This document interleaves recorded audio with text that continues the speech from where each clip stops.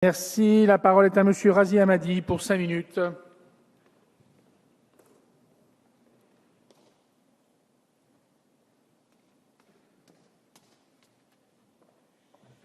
Merci, Monsieur le Président, Monsieur le Ministre, Madame la Secrétaire d'État, Monsieur le rapporteur, cher Thomas Thévenoud, chers collègues.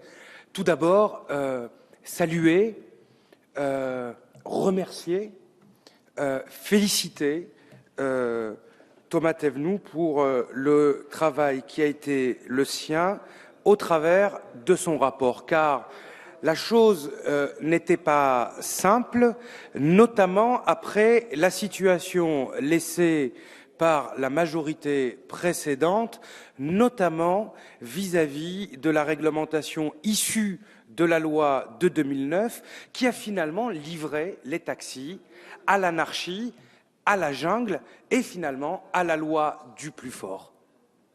Sous prétexte de modernisation, on est venu déstabiliser l'ensemble d'un marché, l'ensemble d'une profession, sans aucune précaution. Et je voudrais ici comparer la durée de 2009 à 2014. Pendant 5 ans, nous avons été dans l'instabilité, la crainte des chauffeurs de taxi qui craignaient finalement pour leur patrimoine, leur activité au quotidien. Pendant 5 ans, là où, avouons-le, en quelques semaines, Thomas Thévenoud, cette majorité, et puis le travail que nous avons pu réaliser, a permis d'atteindre ici un texte qui, je le crois, est équilibré. Je voudrais aussi parler des taxis, puisque c'est d'eux dont il s'agit, et des VTC. Ici, l'objectif n'est pas de faire le procès, et je tiens à le dire, et je souhaite à ce que cela soit souligné, de l'innovation technologique, des VTC, de telle ou telle firme. Et en aucun cas, je souhaite que le débat à l'extérieur de cette enceinte soit perçu à travers cette opposition qui ne serait qu'une posture qui rime avec caricature.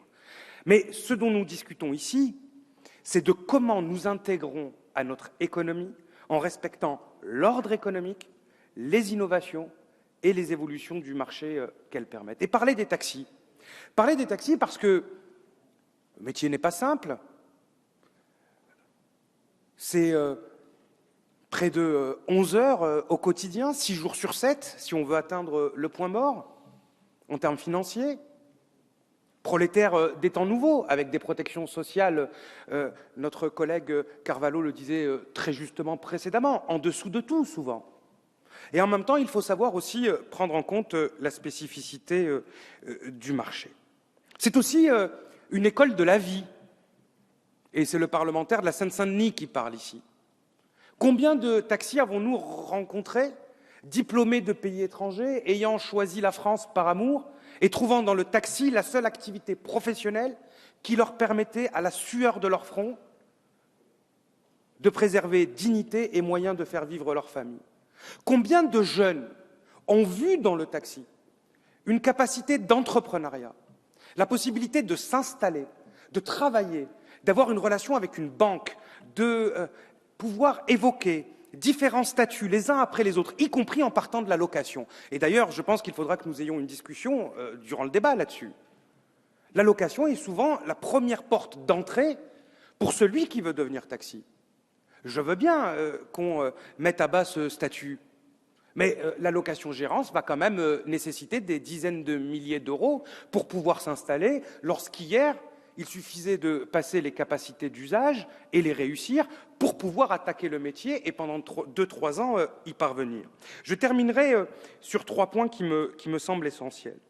J'ai entendu avec joie, et je retirerai d'ailleurs mes amendements après débat concernant le retour à la base. Parce qu'il faut que l'on soit très clair et qu'on ne retourne pas finalement dans les turpitudes qui ont animé les dispositifs de 2009. Mais si on dit non à la maraude, alors il faut aller jusqu'au bout. Non à la maraude, ça veut dire une base. Ça veut dire la remise en cause de la capacité à se faire héler. Dans la pratique, c'est la nécessité de se garer pas n'importe où. Et donc, c'est pour cela que j'attendrai du rapporteur et du gouvernement une explication sur la déclaration préalable de ceux qui s'installent en tant que VTC, car il ne suffit pas de dire « vous ne pouvez pas vous garer », encore faut-il dire « où avez-vous prévu de vous garer » pour que le dispositif soit totalement effectif. Je terminerai juste sur un point. C'est une loi aussi qui me permettra de faire le lien avec le travail que nous avons pu réaliser avec Thomas Thévenoud durant la loi consommation sur l'article 74 et 75. Aussi, et je le dis, ce n'est pas simplement les taxis et les VTC, c'est aussi les consommateurs. C'est une loi de défense des consommateurs. Ce qui est dit sur la tarification, ce qui est porté sur la co-responsabilité. Et il faudra éclaircir un certain nombre de points pour bien évoquer que cette responsabilité est fondée lorsqu'ils ne sont pas directement responsables du dommage vécu. Merci. Mais loi d'ordre économique, loi de régulation, loi de progrès, loi de dignité pour les taxis et loi de défense des consommateurs. C'est avec beaucoup de plaisir que nous participons à ce débat. Merci.